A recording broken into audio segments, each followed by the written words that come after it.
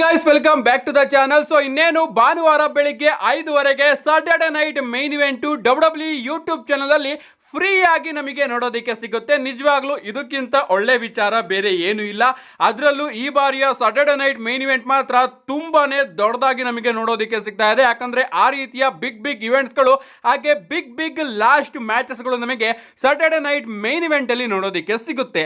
And ಅದಕ್ಕೋಸ್ಕರನೇ ಇವತ್ತಿನ ಈ ಒಂದು ವಿಡಿಯೋದಲ್ಲಿ ನಾನು ಸಾಟರ್ಡೆ ನೈಟ್ ಮೈನ್ ಇವೆಂಟ್ ನನ್ನ ಪ್ರಿಡಿಕ್ಷನ್ ಮಾಡೋದಕ್ಕೆ ಬಂದಿದ್ದೀನಿ. ಸೊ ವಿಡಿಯೋ ತುಂಬಾ ಇಂಟ್ರೆಸ್ಟಿಂಗ್ ಆಗಿರುತ್ತೆ. ಯಾವ್ಯಾವ ಮ್ಯಾಚ್ ಅಲ್ಲಿ ಏನೇನಾಗುತ್ತೆ, ಯಾರ್ಯಾರು ಗೆಲ್ತಾರೆ, ಯಾವ ಸರ್ಪ್ರೈಸ್ ಎಲಿಮೆಂಟ್ ನಮಗೆ ನೋಡೋದಕ್ಕೆ ಸಿಗಬಹುದು ಅಂತ ಸಂಪೂರ್ಣ ಮಾಹಿತಿನ ತಿಳಿಸ್ಕೊಡ್ತೀನಿ. ಬನ್ನಿ ವಿಡಿಯೋನ ಶುರು ಮಾಡೋಣ.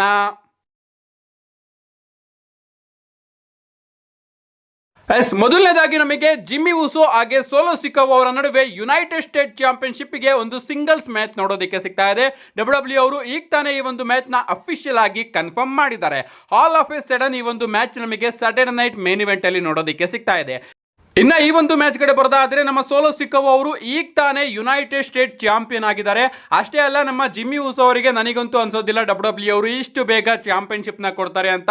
ಅದಕ್ಕೂ ಮೀರಿ ನಮ್ಮ ಜಿಮ್ಮಿ ಉಸೋ ಅವರು ಟ್ರೈ ಮಾಡಿದ್ರೆ ಅಫ್ಕೋರ್ಸ್ ಅದನ್ನ ತಡೆಯೋದಕ್ಕೆ ಸೋಲೋ ಸಿಕಾ ಅವರ ಕಡೆ 3 ಜನ ಘಟಾನುಘಟಿಗಳು ಈಗ ರೆಡಿ ಇದ್ದಾರೆ. ನಮ್ಮ ಗೋಟ್ ಟೋಂಗಲೋವಾ ಆಗಿರ್ಬಹುದು, ಜೆಸಿ ಮ್ಯಾಟಿಯೋ ಆಗಿರ್ಬಹುದು, ಹಾಗೆ ಹೀಕು ಲಿಯೋ ಆಗಿರ್ಬಹುದು.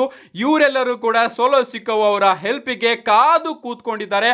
ಅದಕ್ಕೂ ಮೀರಿನೂ ಕೂಡ ನಮ್ಮ ಜಿಮ್ಮಿ ಉಸೋ ಅವರು ಸೋಲೋ ಸಿಕಾ ಅವರ ಕೈಯಿಂದ ಚಾಂಪಿಯನ್ಶಿಪ್ ನ ಗೆದ್ಕೊಳ್ಳೋದಕ್ಕೆ ಆಗೋದಿಲ್ಲ ಅನ್ಕೋತೀನಿ.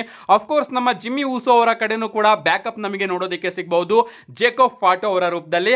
ಆದ್ರೂ ಕೂಡ ಎಲ್ಲ ಈ ಒಂದು ಮ್ಯಾಚ್ ಅಲ್ಲಿ ನಮ್ಮ ಸೋಲೋ ಸಿಕಾ ಅವರು ತನ್ನ ಚಾಂಪಿಯನ್ಶಿಪ್ ನ ಹೆಂಗಾದ್ರೂ ಆರಾಮಾಗಿ ರಿಟೈನ್ ಮಾಡ್ಕೋತಾರೆ ಅಂತ ನನಗೆ ಅನಿಸ್ತಾ ಇದೆ. ಅದಕ್ಕೋಸ್ಕರ ಈ ಒಂದು ಮ್ಯಾಚ್ ಅಲ್ಲಿ ನಾನು ಸೋಲೋ ಸಿಕಾ ಅವರು ಗೆಲ್ತಾರೆ ಅಂತ ಪ್ರೆಡಿಕ್ಟ್ ಮಾಡ್ತಾ ಇದ್ದೀನಿ. ಇದಾದ್ಮೇಲೆ ನಮಗೆ ವೈಪರ್ ರ್ಯಾಂಡಿ ಆರ್ಟನ್ ಹಾಗೆ ಡ್ರೂ ಮ್ಯಾಕೆಂಟೈರ್ ಅವರ ನಡುವೆ ಒಂದು ಸಿಂಗಲ್ಸ್ ಮ್ಯಾಚ್ ನೋಡೋದಕ್ಕೆ ಸಿಗ್ತಾ ಇದೆ. ನಿಜವಾಗ್ಲೂ ಹೇಳಬೇಕು ಅಂದ್ರೆ ಈ ಒಂದು match Saturday night main event ಗೆ ಡಬ್ಲ್ಯೂ ಅವರು ತುಂಬಾನೇ ಸಡನ್ ಆಗಿ ಬುಕ್ ಮಾಡಿದ್ರು ಅಂತಾನೆ ಹೇಳ್ಬಹುದು. ಶಾರ್ಟ್ ಟರ್ಮ್ ಸ್ಟೋರಿ ಲೈನ್ ಇದಾಗಿ ನಮಗೆ ನೋಡೋದಕ್ಕೆ ಸಿಗುತ್ತೆ. ಅಫ್ಕೋರ್ಸ್ ಸಮ್ಮರ್ ಸ್ಲಾಮ್ ಅಲ್ಲಿ ರ್ಯಾಂಡಿ ಆರ್ಟನ್ ಹಾಗೆ ಡ್ರೂ ಮ್ಯಾಕೆಂಟೈರ್ ಅವರ ಭಾಗ ನಿಜವಾಗ್ಲೂ ತುಂಬಾ ದೊಡ್ಡದಾಗಿರುತ್ತೆ. ಅದಕ್ಕೂ ಮುಂಚೆನೆ ಇವರಿಬ್ಬರ ನಡುವೆ ಮ್ಯಾಚ್ ನ ಹಾಕೋದ್ರ ಮುಖಾಂತರ ಡಬ್ಲ್ಯೂ ಅವರು ಇಂಟ್ರೆಸ್ಟಿಂಗ್ ಸ್ಟೋರಿನ ಇಲ್ಲಿ ಹೇಳ್ಬಹುದು. ಈಗ ಈ ಒಂದು ಮ್ಯಾಚ್ ನ ರಿಸಲ್ಟ್ ಕಡೆ ಬರೋದ ನಿಮ್ಗೆ ಗೊತ್ತಿರಬಹುದು, ನಮ್ಮ ರ್ಯಾಂಡಿ ಆರ್ಟನ್ ಅವರು ಆಗಿಂದ ಇಲ್ಲಿವರೆಗೂ ಕೂಡ ಸೋಲ್ತಾನೆ ಬರ್ತಾ ಇದ್ದಾರೆ. ಅಂಡ್ ನಮ್ಮ ಡ್ರೂ ಮ್ಯಾಕೆಂಟೈರ್ ಅವರ ಬಗ್ಗೆ ಮಾತಾಡೋದಾದ್ರೆ ಡ್ರೂ ಮ್ಯಾಕೆಂಟೈರ್ ಅವರು ಈಗ ತಾನೇ ರಿಟರ್ನ್ ಆಗಿದ್ದಾರೆ. ಅವರು ಕೂಡ ಸೋಲೋದು ಸಿಕ್ಕಾಪಟ್ಟೆ ಕಷ್ಟ. ಆದ್ರೂ ಕೂಡ ನನಗೆಲ್ಲೋ ಅನ್ಸುತ್ತೆ ಈ ಒಂದು ಮ್ಯಾಚ್ ಅಲ್ಲಿ ನಮ್ಮ ಡ್ರೂ ಮ್ಯಾಕೆಂಟೈರ್ ಅವರು ಗೆಲ್ತಾರೆ ಅಂತ. ಯಾಕಂದ್ರೆ ಇದರಿಂದ ನಮ್ಮ ರ್ಯಾಂಡಿ ಆರ್ಟನ್ ಅವರ ಹೀಲ್ ಟರ್ನ್ ಇನ್ನೂ ಕೂಡ ಟ್ರಿಗರ್ ಆಗಬಹುದು. ನಮ್ಮ ರ್ಯಾಂಡಿ ಆರ್ಟನ್ ಅವರಿಗೆ ಅನ್ನಿಸಬಹುದು, ನಾನು ಏನ್ ಗುರು ಆಗಿಂದನು ಇಲ್ಲಿವರೆಗೂ ಕೂಡ ಸೋಲ್ತಾನೆ ಬರ್ತಾ ಇದ್ದೀನಿ, ಈಗ ನನ್ನ ಒರಿಜಿನಲ್ ಮುಖನ ನಾನು ಹೊರಗಡೆ ತರಲೇಬೇಕು ಅಂತ ನಮ್ಮ ರ್ಯಾಂಡಿ ಆರ್ಟನ್ ಅವರು ಥಿಂಕ್ ಮಾಡಿ ಈ ಒಂದು ಮ್ಯಾಚ್ ಅಲ್ಲಿ ಸೋತಾದ ನಂತರ ಇನ್ನೂ ಕೂಡ ನಮ್ಮ ರ್ಯಾಂಡಿ ಆರ್ಟನ್ ಅವರು ಹೀಲ್ ಟರ್ನ್ ಆಗೋ ಜಾಸ್ತಿ ಚಾನ್ಸಸ್ಗಳು ನಮಗೆ ನೋಡೋದಕ್ಕೆ ಸಿಗ್ತಾ ಇದೆ.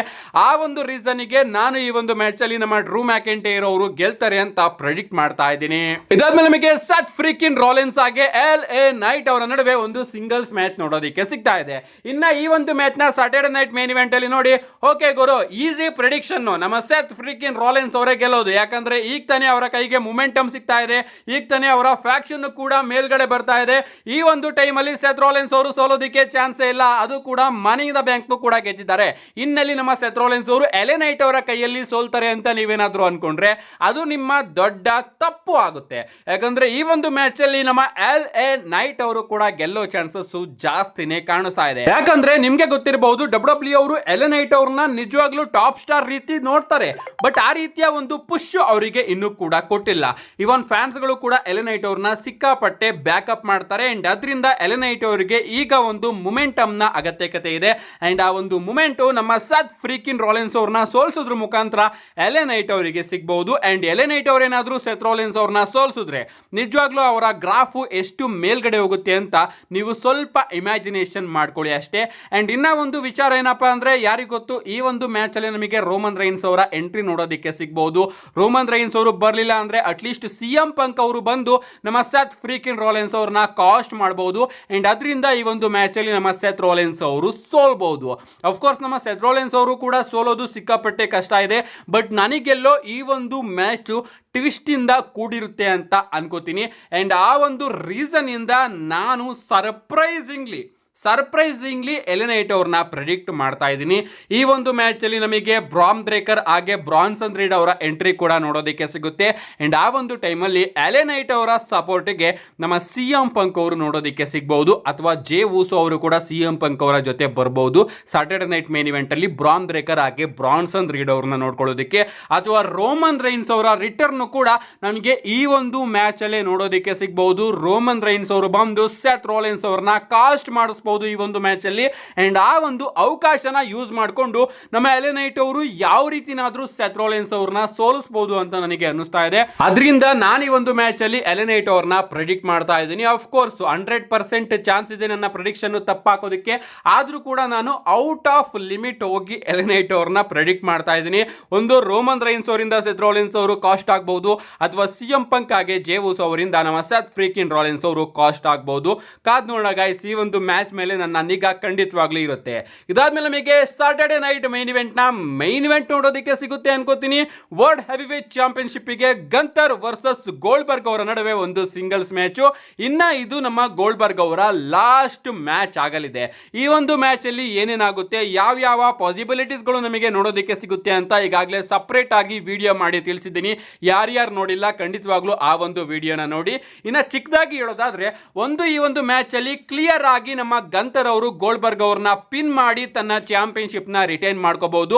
ಅಂಡ್ ಈ ಒಂದು ಮ್ಯಾಚ್ ಅಲ್ಲಿ ನಮ್ಮ ಗೋಲ್ಡ್ಬರ್ಗ್ ಅವರ ಪರ್ಫಾರ್ಮೆನ್ಸ್ ನ ನೋಡಿ ಗಂತರ್ ಅವರು ಗೋಲ್ಡ್ಬರ್ಗ್ ಇಂದ ಇಂಪ್ರೆಸ್ ಆಗಿ ಗೋಲ್ಡ್ಬರ್ಗ್ ಅವರ ಹೋಮ್ ಟೌನ್ ಅಲ್ಲಿ ಗಂತರ್ ಅವರು ಗೆದ್ದಾದ್ಮೇಲೆ ಗೋಲ್ಡ್ಬರ್ಗ್ ಅವರಿಗೆ ರೆಸ್ಪೆಕ್ಟ್ ನ ಕೊಡಬಹುದು. ಯಾವ ರೀತಿ ಪ್ಯಾಟ್ ಮೆಕಫಿ ಅವ್ರನ್ನ ಸೋಲ್ಸಿನೂ ಕೂಡ ನಮ್ಮ ಗಂತರ್ ಅವರು ಪ್ಯಾಟ್ ಮೆಕಫಿ ಅವರಿಗೆ ರೆಸ್ಪೆಕ್ಟ್ ನ ಕೊಟ್ರು, ಅದೇ ರೀತಿ ಸಿನಾರಿಯೋ ನಮಗೆ ಇಲ್ಲಿ ನೋಡೋದಕ್ಕೆ ಸಿಗಬಹುದು.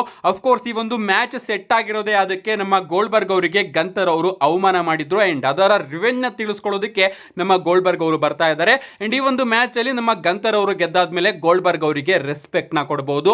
ಅಥವಾ ಈ ಒಂದು ಮ್ಯಾಚ್ ಅಲ್ಲಿ ಒಂದು ಶಾಕ್ ನ ಪುಲ್ ಮಾಡೋದಕ್ಕೆ WWE ಅವರು ಗೋಲ್ಡ್ಬರ್ಗ್ ಅವರನ್ನು ಕೂಡ ಗೆಲ್ಲಿಸಬಹುದು. ಅಂಡ್ ಗೋಲ್ಡ್ಬರ್ಗ್ ಅವರು ನಮಗೆ ಹೊಸ ವರ್ಲ್ಡ್ ಹೆವಿವೇಟ್ ಚಾಂಪಿಯನ್ ಆಗಿ ನೋಡೋದಕ್ಕೆ ಸಿಗಬಹುದು. ಇನ್ನ ಒಂದು ಸರ್ಪ್ರೈಸ್ ನ ಕೊಡೋದಕ್ಕೆ ಗೋಲ್ಡ್ಬರ್ಗ್ ಅವರು ಚಾಂಪಿಯನ್ ಆದ ಕೂಡಲೇ ನಮ್ಮ ಸೆತ್ ರೋಲೆನ್ಸ್ ಅವರು ತನ್ನ money in the bank briefcase ನ ತಗೊಂಡು ಬಂದು ಗೋಲ್ಡ್ಬರ್ಗ್ ಅವರ ಮೇಲೆ ಕ್ಯಾಶ್ ಇನ್ ಮಾಡಿ ನಮ್ಮ ಸೆತ್ ಫ್ರೀಕಿನ್ ರೋಲೆನ್ಸ್ ಅವರು ವರ್ಲ್ಡ್ ಹೆವಿವೇಟ್ ಚಾಂಪಿಯನ್ ಆಗಬಹುದು. ಇನ್ನ ಇದ್ರ ಮೇಲ್ಗಡೆ ಡಬಲ್ ಸರ್ಪ್ರೈಸ್ ನ ಕೊಡೋದಕ್ಕೆ ನಮ್ಮ ಸೆತ್ ರೋಲೆನ್ಸ್ ಅವರು ಮನಿ ಇನ್ ದ ಬ್ಯಾಂಕ್ ನ ಕ್ಯಾಶ್ ಇನ್ ಮಾಡೋದಕ್ಕೆ ಬಂದಾಗ ರೋಮನ್ ರೈನ್ಸ್ ಅವರ ರಿಟರ್ನ್ ನಮಗೆ ನೋಡೋದಕ್ಕೆ ಸಿಗಬಹುದು, ಅಥವಾ CM ಪಂಕ್ ಅವರ ರಿಟರ್ನ್ ನಮಗೆ ನೋಡೋದಕ್ಕೆ ಸಿಗಬಹುದು. CM ಪಂಕ್ ಅವರು ಸೆತ್ ಫ್ರೀಕಿನ್ ರೋಲೆನ್ಸ್ ಅವರ ಆ ಒಂದು ಕ್ಯಾಶ್ ಇನ್ ನ ಫೇಲ್ ಮಾಡಿಸಬಹುದು. ರೋಮನ್ ರೈನ್ಸ್ ಹಾಗೆ CM ಪಂಕರಲ್ಲಿ ಯಾರಾದ್ರೂ ಒಬ್ರು ಸೇರ್ಕೊಂಡು ಇಷ್ಟೆಲ್ಲ ಪಾಸಿಬಿಲಿಟೀಸ್ ಗಳು ಕೂಡ ನಮಗೆ ಸಾಟರ್ಡೆ ನೈಟ್ ಮೇನ್ ಇವೆಂಟ್ ಅಲ್ಲಿ ನೋಡೋದಕ್ಕೆ ಸಿಗುತ್ತೆ. ಅದರಲ್ಲೂ ರೋಮನ್ ರೈನ್ಸ್ ಅವರ ರಿಟರ್ನ್ ಆಗುತ್ತೆ ಅಂತ ಸಿಕ್ಕಾಪಟ್ಟೆ ಅಪ್ಡೇಟ್ ಗಳು ಬರ್ತಾ ಇದೆ. ಅಂಡ್ ಅದಕ್ಕಾದ್ರೂ ಎಲ್ಲರೂ ಈ ಒಂದು ಇವೆಂಟ್ ನ ಖಂಡಿತವಾಗ್ಲೂ ಕೂಡ ಮಿಸ್ ಮಾಡ್ಕೊಳ್ದಲೆ ನೋಡಬೇಕು. ಇನ್ನ ಗೋಲ್ಡ್ಬರ್ಗ್ ಹಾಗೆ ಗಂತರ್ ಅವರ ಮ್ಯಾಚ್ ಪ್ರಿಡಿಕ್ಷನ್ ಬಗ್ಗೆ ಮಾತಾಡೋದಾದ್ರೆ, ನನಗನ್ಸುತ್ತೆ ಈ ಒಂದು ಮ್ಯಾಚ್ ಅಲ್ಲಿ ನಮ್ಮ ಗಂತರ್ ಅವರು ಚಾಂಪಿಯನ್ ಆಗೇ ಇರ್ತಾರೆ ಅಂತ. ಹೇಗಾದ್ರೂ ಮಾಡಿ ನಮ್ಮ ಗಂತರ್ ಅವರು ತನ್ನ ವರ್ಲ್ಡ್ ಹೆವಿವೇಟ್ ಚಾಂಪಿಯನ್ಶಿಪ್ ನ ರಿಟರ್ನ್ ಮಾಡ್ಕೋತಾರೆ ಅಂತ ನಾನು ಪ್ರೆಡಿಕ್ಟ್ ಮಾಡ್ತಾ ಇದ್ದೀನಿ. ಇಷ್ಟು ನನ್ನ ಪ್ರಿಡಿಕ್ಷನ್ ಸಾಟರ್ಡೆ ನೈಟ್ ಮೇನ್ ಇವೆಂಟ್ಗೆ. ನಿಮ್ಮ ಪ್ರಕಾರ ಏನೇನಾಗುತ್ತೆ, ಯಾರ್ಯಾರು ಗೆಲ್ತಾರೆ, ನಿಮ್ಮ ಪ್ರಿಡಿಕ್ಷನ್ ನ ಕೆಳಗಡೆ ಕಮೆಂಟ್ ಸೆಕ್ಷನ್ ಅಲ್ಲಿ ಕಮೆಂಟ್ ಮಾಡಿ ಅಂತ ಹೇಳ್ತಾ, see you guys in my next video.